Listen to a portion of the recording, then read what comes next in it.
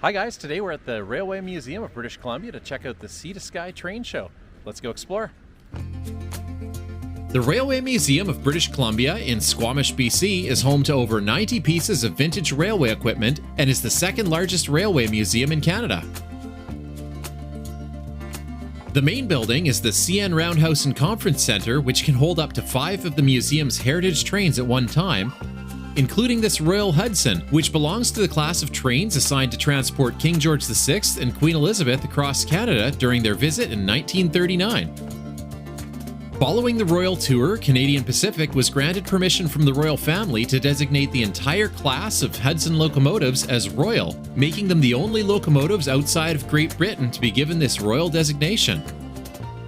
5 of the CPR's Hudsons were preserved, including this one, number 2860, which operated as an excursion train between North Vancouver and Squamish until the year 2000, when it was put on display here at the Railway Museum of BC.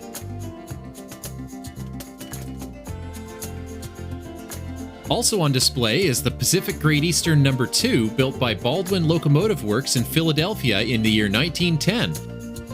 This locomotive worked for the Howe Sound Northern Railway until 1914, and then used by Pacific Great Eastern to help build the railway between Squamish and Lillooet. In 1920, it was sold to Comox Logging on Vancouver Island and renumbered to No. 7, where it continued to haul logs for the next 47 years. In 1967, the engine was returned to Squamish and put on display before being moved here in the 1990s. Tucked away in the corner is the original Stanley Park miniature train. The train was originally constructed by Provincial Chief Engineer John Armstrong at his home in Victoria, but was acquired by the Vancouver Parks Board in 1947 and placed in Stanley Park, where it delighted children for the next 15 years. But in October 1962, Stanley Park was battered by Hurricane Frida, which ended up toppling trees throughout large sections of the park. The Parks Board took the opportunity to construct a new, larger railway, and this original train was purchased by Ted Humphrey, who cared for it until his family donated it to the West Coast Railway Association in 2016.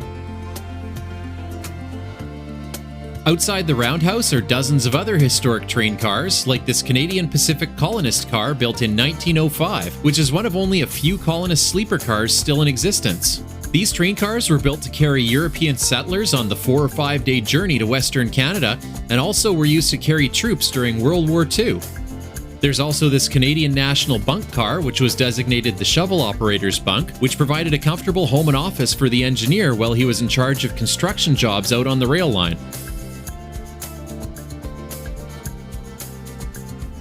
As you explore the train cars, you might get a few surprises, like this one, which has a miniature railway tucked inside.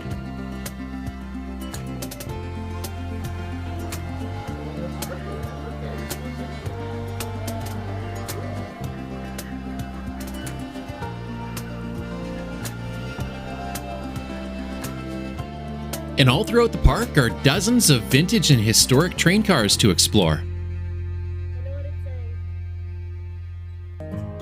Each year, the BC Railway Museum hosts the Sea to Sky Model Train and Hobby Show, which features exhibits from dozens of vendors like the Victoria Model Railway Club. There it goes.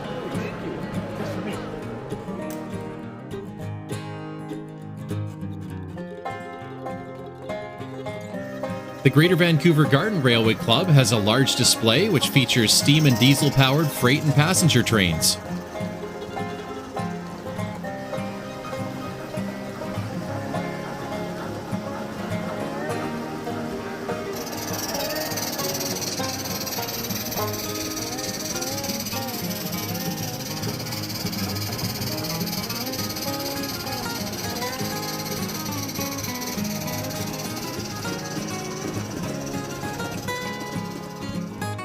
And here's a Z-scale model train, which is 1/220th the actual size. And the Vancouver Lego Club also has a display featuring trains, cars, skyscrapers, and buildings all made out of Lego.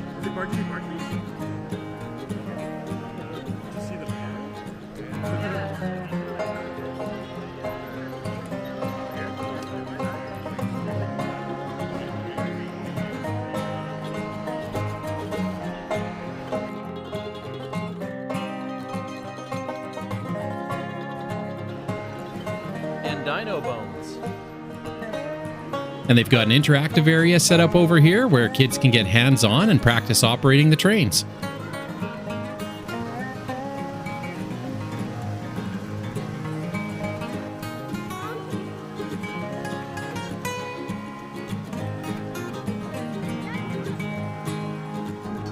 At the museum, you can also take a ride on their mini rail train.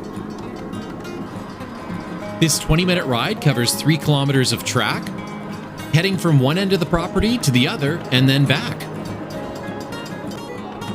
You'll travel through lush forest and alongside some of the museum's vintage equipment.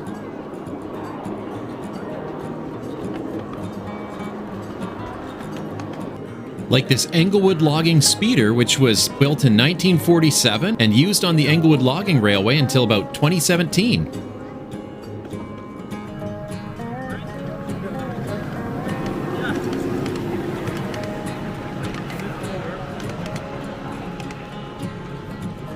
En route, you'll pass by the museum's garden railway. Look, they got a model railway next to the model railway.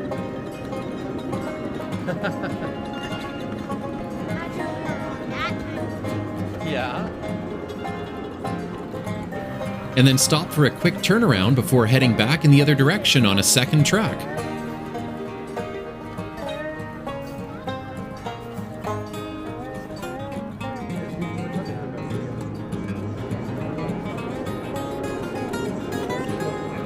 On the other side of the park, you'll see some of the museum's many on-site railway stations and circle through the gardens.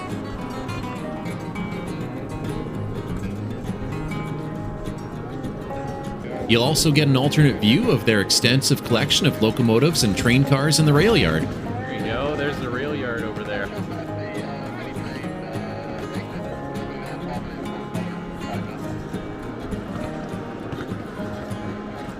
All the old trains.